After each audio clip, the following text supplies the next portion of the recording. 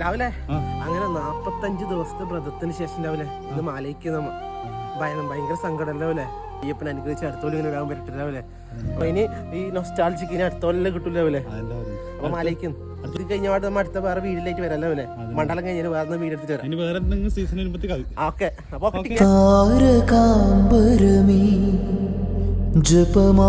ജപമാലയൂരുകയോ മൂകമാനസമോ